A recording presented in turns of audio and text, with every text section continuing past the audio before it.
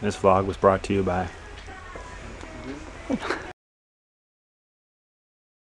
Alright, well hello everybody, sorry for the weird lighting. Nick and I just went to the... going in with a bright light. Nick and I just went to the boat launch again that we went to for the last survival weekend to check out the boat launch and kind of the area again because we're going to launch off of that for our survival trip this weekend. It was really windy and pretty wavy in Lake Onalaska, so that might be the dumbest thing we will ever do because it'll probably be pitch black and we won't see the island. We're actually shooting for an island further in Lake Onalaska, kind of right in the middle. So it should be a pretty interesting little canoe trip out there. Shit's scary.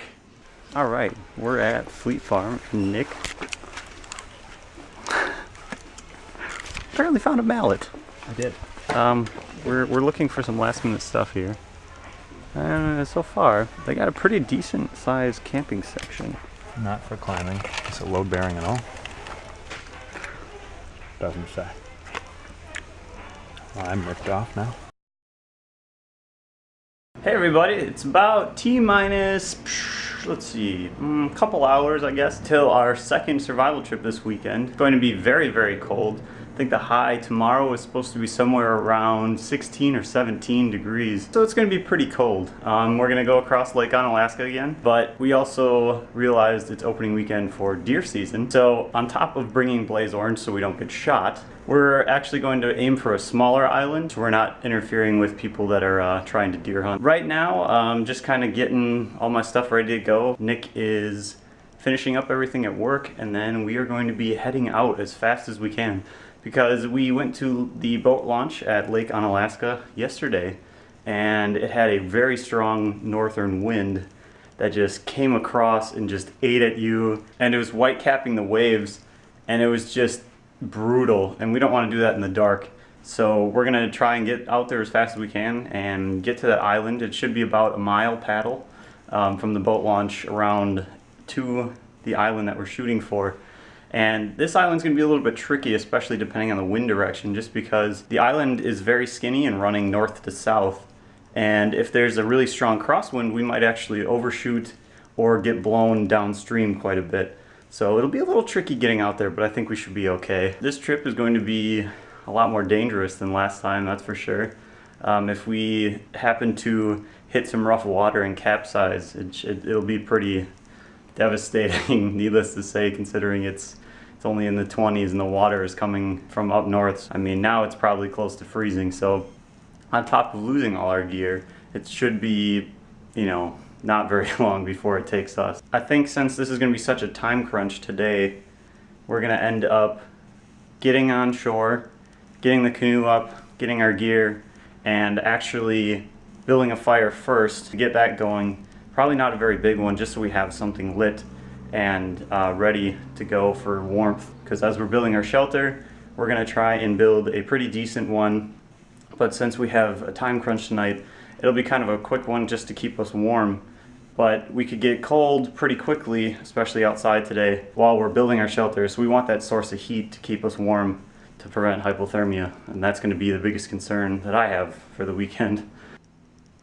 So here's basically what I'm bringing, plus a sleeping bag. My normal survival pack here, packed up with a bunch of goodies.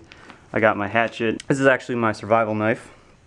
This is the Schrade SEHF10, and as you can see, I wrapped some paracord around it and gave it a lanyard. And in here, I actually have my fire rod and a sharpener here.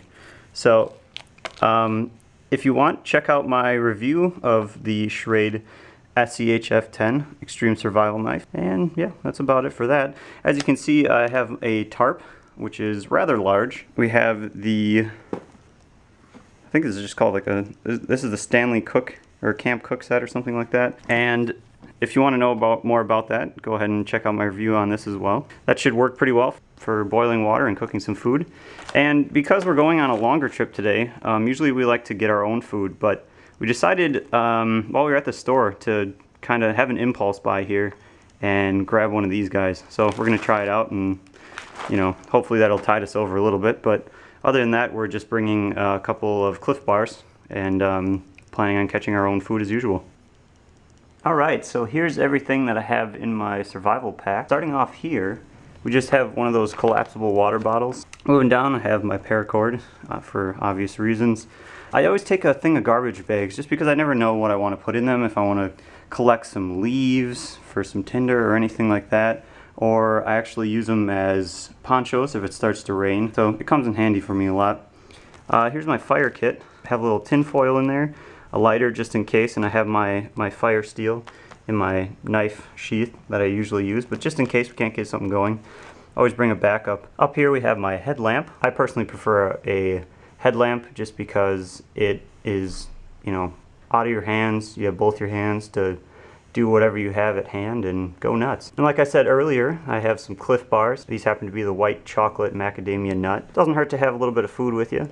As we said earlier, here's that beef stew that we're going to try, and a little mess kit utensil set there, and a thing of hand warmers, which comes in handy especially when it's going to be as cold as it is going to be tonight. And if someone starts to experience some symptoms of hypothermia, those work great. You can shove them in the armpits, in the groin, and there's plenty of other uses for those hand warmers, so I always keep a package with me just in case. Speaking of warmth while we're out there, I have this emergency blanket by SOL. Just picked it up today. I've always felt like I needed one or should have one with me. They're pretty compact, so I finally picked one up. So just in case, it's kind of like with the hand warmers, just in case if we get too cold, we have something to help us out there. My original knife that I bought for survival stuff, which, you know, I went cheap. That was kind of a mistake, but I always bring it with me just because it's kind of, you know, reminding me where I came from and where I am now. So it's always a little comforting to have that with me for whatever reason. And really, as you can see, that's about it. So now I'm just going to get everything loaded up and get dressed in my million layers to try and stay warm this weekend. And we're going to go pick up Nick and have some fun. We'll see you out there.